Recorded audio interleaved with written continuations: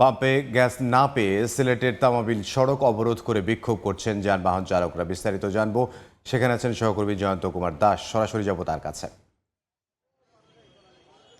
LNG টার্মিনালে কারিগরি ত্রুটির কারণে জাতীয়ভাবে যে গ্যাস সংকট চলছে এটি প্রভাব পড়েছে সিলেটও সেই গ্যাস সংকট আমরা দেখেছি। গ্যাসের তেমন চাপ নেই। গতকালই আমরা দেখেছি জালালাবাদ গ্যাসের পক্ষ থেকে কিন্তু একটি নোটিশ দেওয়া হয়েছে, যে নোটিশে বলা হয়েছে সকল ফিলিং স্টেশনগুলোতে সিলেট বিভাগে বলা হয়েছে তাদের গ্যাসের ব্যবহার যেন 50% নামিয়ে আনা হয়, যেহেতু গ্যাসের চাপ কম রয়েছে।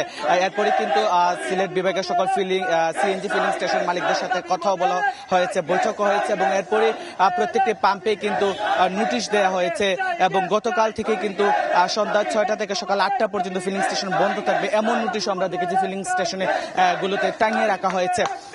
তবে আজকে সকাল 8টার পর থেকে গ্যাস দেওয়ার কথা থাকলেও গতকাল রাত থেকে আমরা দেখেছি মানুষের দীর্ঘ লাইন, শ্রমিকদের দীর্ঘ লাইন, গাড়ির দীর্ঘ লাইন, কিন্তু এখন পর্যন্ত কিন্তু গ্যাস দেয়া হচ্ছে না, কারণ গ্যাসের চাপ একেবারেই কম। আমরা যেখানে দাঁড়িয়ে আছি নগরীর শিবগঞ্জে, সেখানে 2টি পাম্প রয়েছে, 2টি পাম্পেই কিন্তু বন্ধ রয়েছে গ্যাস দেওয়ার ফলে শ্রমিকরা কিন্তু বিক্ষোভ করছে। এই মুহূর্তে তামাবিলের যে সড়ক রয়েছে সেই তামাবিল সড়ক কিন্তু অবরোধ করে রেখেছে, ফলে ভোগান্তি কিন্তু সীমাহীন ভোগান্তিতে পড়েছে সিলেটের মানুষজন এবং শ্রমিকরাও বলছেন আসলে তারা প্রতিদিনই আসলে তারা গাড়ি চালান এবং গাড়ির মালিকদের তাদের ভাড়া দিতে হয়, সেটি আসলে তারা দিতে পারছে না, তাদের সংসার চালাতে কষ্ট হচ্ছে।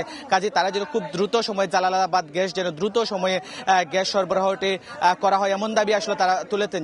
তারা বলছেন যতক্ষণ পর্যন্ত তাদের গ্যাসের চাপ বৃদ্ধি না পাবে, গ্যাস না পাবে, তারা তাদের অবরোধ রাখবে। এই ছিল আমার কাছে সিলেট থেকে যে গ্যাস সংকট চলছে এবং রাস্তা অবরোধের সবশেষ খবর। সিলেট থেকে জয়ন্ত কুমার দাস।